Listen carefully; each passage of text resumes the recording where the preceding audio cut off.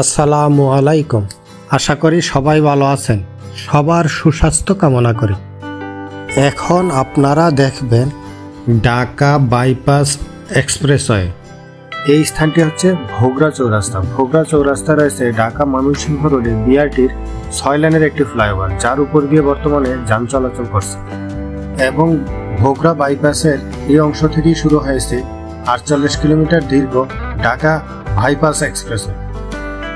Dhaka bypass এক্সপ্রেসওয়ের ডান পাশের এই অংশে দেখা যাচ্ছে সার্ভিস লাইনের ঢালাইয়ের কাজটি সম্পন্ন করা হয়েছে এবং সামনের এই অংশে দেখা যাচ্ছে দুই পাশের সার্ভিস লাইনের ঢালাইয়ের কাজটি সম্পন্ন করা হয়েছে।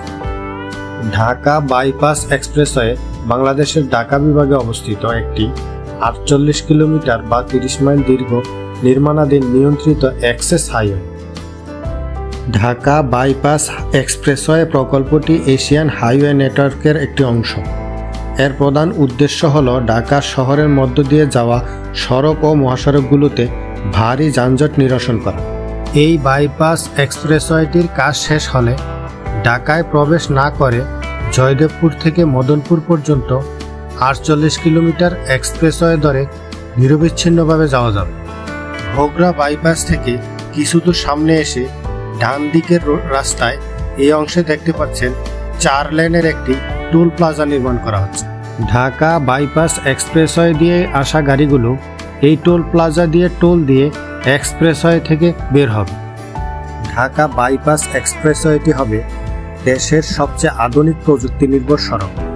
এই এক্সপ্রেসওয়ে বাংলাদেশের মহাসড়ককে একটি নতুন মাত্রা যোগ করে। আর একটু সামনে এসে দেখতে পাচ্ছেন আর একটি টোল প্লাজা নির্মাণ করা হচ্ছে। এই টোল প্লাজাটি হচ্ছে বামের সড়কে।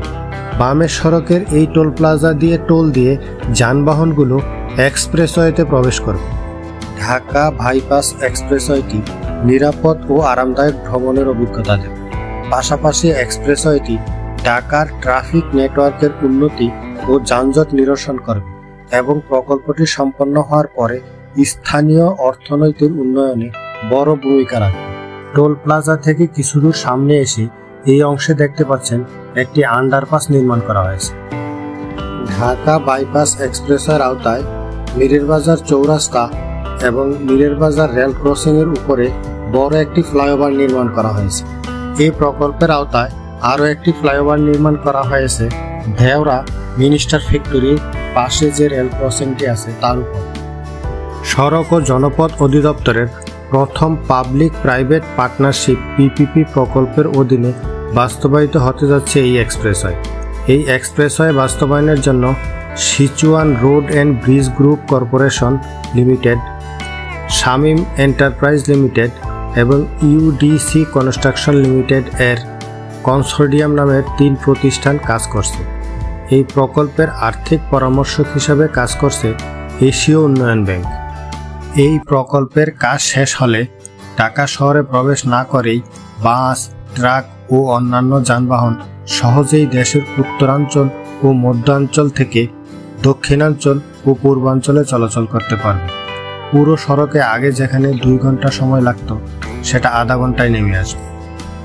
যারা এখনও চ্যানেলটি সাবস্ক্রাইব করেননি, চ্যানেলটি সাবস্ক্রাইব করে পাশে থাকবেন। ভিডিওটি কেমন লাগলো সে সম্পর্কে কমেন্টে আপনাদের মূল্যবান মতামত জানাবেন। ভিডিওটি ভালো লেগে থাকলে শেয়ার করে অন্যকে দেখার সুযোগ করে দিবেন। ভিডিওটি শেষ পর্যন্ত দেখার জন্য আপনাদের অসংখ্য ধন্যবাদ।